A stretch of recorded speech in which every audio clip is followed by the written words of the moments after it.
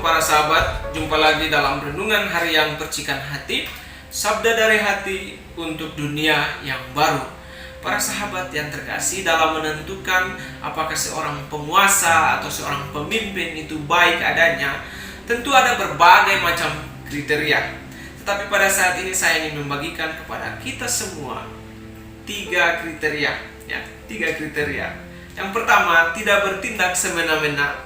Yang kedua, dipercaya oleh para pengikutnya. Dan yang ketiga, suka memberi kesempatan kepada orang lain untuk berkembang. Mari kita bahas satu persatu. Yang pertama, tidak bertindak semena-mena. Artinya, kepada setiap pemimpin atau kepada setiap penguasa, tentu dipercayakan sebuah otoritas atau kewenangan khusus. Kita menyebutnya sebagai kekuasaan. Akan tetapi, orang yang memiliki otoritas dan kekuasaan seharusnya menjalankan aturan dan kebijakan secara bertanggung jawab.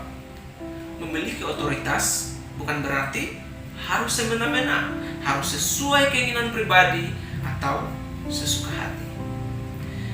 Yang kedua, dipercaya oleh bawahannya.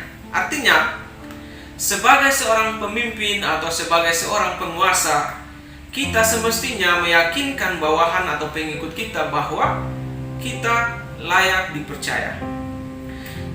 Jangan memberi kesan kepada pengikut dan bawahan kita bahwa kita ini tidak bisa dipercaya. Jangan sampai mereka mengatakan, pemimpin saya bisa dipercaya apa enggak.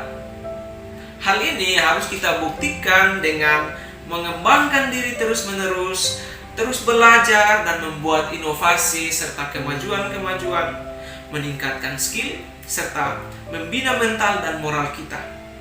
Maka dengan demikian kita bisa memberikan suatu kepastian kepada para pengikut, kepada para bawahan, bahwa this person can be trusted, bahwa orang ini bisa dipercaya. Yang pasti, jangan sampai mengeluarkan kata-kata makian, kata-kata hinaan, cercaan, apalagi sampai merendahkan orang lain. Yang ketiga, seorang pemimpin yang baik atau seorang penguasa yang baik adalah orang yang suka memberi kesempatan kepada orang lain untuk berkembang. Para sahabat, kita hidup untuk mengembangkan orang lain. Ini juga merupakan wasiat abadi dari Allah saat menciptakan manusia. Allah mengatakan, penuhilah bumi dan taklukkanlah itu.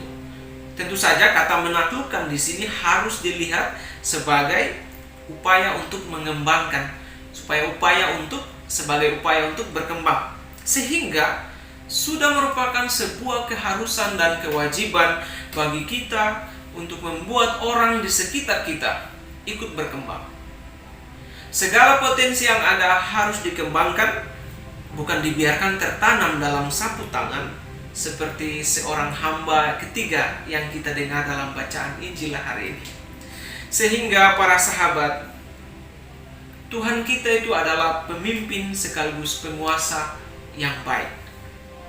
Dia tidak bertindak semena-mena, tetapi menggunakan otoritas secara positif agar kita umatnya, kita pengikut-pengikutnya terus berkembang.